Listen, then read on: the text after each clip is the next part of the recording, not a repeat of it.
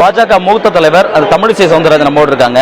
Madam வணக்கம். Madam, நீங்க வந்து இந்த தேர்தலில் போட்டிடுறீங்க, குறிப்பாக மயிலாப்பூர்ல களம் காண்றீங்க. எப்போ வேட்புமனு தாக்கல் பண்ண போறீங்க? நேற்று வேட்பாளர் பட்டியல் வெளியிடப்பட்டது, இன்றைக்கு வேட்புமனு தாக்கல் செய்வாங்கன்னு எதிர்பார்த்தாங்க எல்லாரும், இன்னைக்கு செய்யல. இல்ல, இன்னைக்கு எங்களுக்கு மரியாதைக்குரிய பாரத பிரதமரோடு சந்திப்பு இருந்தது. அதனால அந்த நேரம் எங்களால் வந்து வேட்புமனு தாக்கல் செய்ய முடியல. அதனால 6ஆம் தேதி காலையில 10 மணிக்கு கூடி சரியா 11 மணிக்கு நாங்க வேட்புமனு தாக்கல் செய்கிறோம்.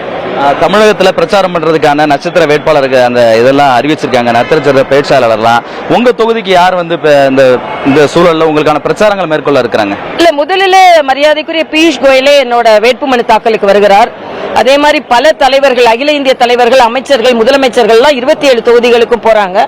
இதுவே எங்களுக்கு மிகப்பெரிய பலம். அதே மாதிரி நட்சத்திர பேச்சாளர்கள் எல்லாரும் வருவாங்க. இதுல வந்து எங்களுக்கான நட்சத்திரங்கள்னு யாரு நான் கேட்கறேன்னா மக்கள் தான். ஏன்னா அந்த மக்களுக்கு வந்து அவங்க வாக்களிக்க போகிறார்கள். இன்னும் அந்த அரசாங்கம் மீது மிகுந்த அவநம்பிக்கை கொண்டிருக்கிறார்கள். அதனால நட்சத்திரங்களிடம் வந்து நட்சத்திர பேச்சாளர்கள் பேசுவார்கள், அவ்வளவுதான். இந்த தொகுதி நீங்க எதிர்பார்த்த தொகுதி. விருகம்பாக்கம் சொன்னாங்க, டி நகர் சொன்னாங்க, இங்கெல்லாம் நீங்க போட்டியிடறதுக்கு வாய்ப்பு இருக்குன்ட்டு. இப்போ மயிலாப்பூர்ன்றது நீங்க எதிர்பார்த்ததுன்னா உங்களுக்கு வெற்றி வாய்ப்பு எப்படி இருக்கும்? அதுக்கு இல்ல, வெற்றி வாய்ப்பு பிரமாதமா இருக்கு. நான் தென்சென்னையில தானே போட்டி போட்டேன். தென்சென்னை பாராளுமன்றத்திற்கு உட்பட்ட சட்டமன்றம் எதுல வேணாலும் நான் போட்டி போடலாம்ல. அதனால அதுல மாறுபாடு இல்லையே. அதனால கூட்டணி கட்சின்னு வரும்போது அந்த பகுதியை சார்ந்த சகோதரர், உதாரணத்திற்கு நான் வந்து விருகம்பாக்கத்தில் இருக்கேன், அங்க அதிமுக மாவட்ட செயலாளரே அந்த தொகுதியை சார்ந்தவர். அதனால நான் எப்படி அதை கேட்க முடியும்? அதனால இதுல எந்த வேறுபாடும் இல்லை. தென்சென்னைன்னு மட்டும் இல்ல, தமிழ்நாட்டில் எல்லா தொகுதிகளும் நம்ம தொகுதி தான். அதுவும் தென்சென்னையில நான் போட்டி போட்டதுனால தென்சென்னைக்கு உட்பட்ட சட்டமன்ற தொகுதியாக மயிலை இருக்கிறது. அது மயிலை கலாச்சாரத்தோடு ஒன்றியது. நான் ஏறக்குறைய சாதாரணமாவே நான் 2 நாளைக்கு ஒரு வாட்டி மயிலாப்பூர்ல தான் இருப்பேன். நான் போற கோயில் எல்லாம் மயிலாப்பூர்ல இருக்கு, கும்பிடும் மக்களும் மயிலாப்பூர்ல தான் இருக்காங்க.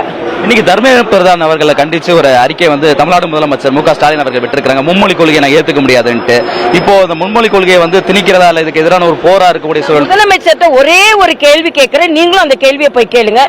தமிழ்நாட்டில் உள்ள தனியார் பள்ளிகளில் அதிக பொருட்செலவில் படிக்கிற குழந்தைகள் 3 மொழி படிக்கிறாங்களா இல்லையா? இந்த கேள்வியை மட்டும் அவங்ககிட்ட கேளுங்க. நாங்க சாமானிய குழந்தைகள் புதுச்சேரியில சிபிஎஸ்இ படிக்கும் போது தமிழை எடுத்துருவாங்க. நான் இருக்கும்போது தான் கையெழுத்து போட்டேன். தமிழோடு தான் சிபிஎஸ்இ படித்துக் கொண்டிருக்கிறார்கள். அதனால இவங்க மொழியை வைத்து இனிமே அரசியல் செய்ய முடியாது. மொழி பற்று மரியாதைக்குரிய பாரத பிரதமர் தமிழை பேசுற அளவுக்கு இவங்க எல்லாம் யாரும் பேசுனது கிடையாது. இந்த கேள்வியை ஸ்டாலின் கேளுங்க. தமிழ்நாட்டில் உள்ள தனியார் பள்ளிகள்ல 2 மொழி கொள்கை தான், 3 மொழி கொள்கை இல்லைன்னு அறிவிக்க தயாரா? இல்லை என்றால் அவர்கள் மகள் நடத்தும் பள்ளியிலேயே 3 மொழி கொள்கை இருக்கிறது. இதற்கு என்ன பதில் சொல்கிறார்கள்?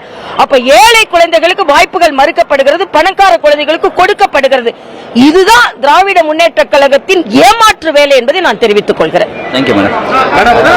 தமிழிசை சவுந்தரராஜன் அவர்கள் இந்த தேர்தலில் மயிலாப்பூர் தொகுதியில் போட்டியிடக்கூடிய வேளையில் அவர் வரக்கூடிய திங்கட்கிழமை தனது வேட்புமனு தாக்கலை செய்ய இருப்பதாக தெரிவித்திருக்கிறார். அதே வேளையில் தமிழகத்தில் மும்மொழி கொள்கை என்பது ஏற்றுக்கொள்ள முடியாது என்று தமிழ்நாடு முதலமைச்சர் அவர்கள் இன்றைய தினம் ஒரு அறிக்கை வெளியிட்டிருக்கிறார். ஆகவே அதற்கும் இந்த விளக்கத்தை தமிழிசை சவுந்தரராஜன் அவர்கள் வழங்கியிருக்கிறார். புதிய தலைமுறைக்காக ஒளிப்பதிவாளர் தினகரனுடன் சுரேஷ்குமார்.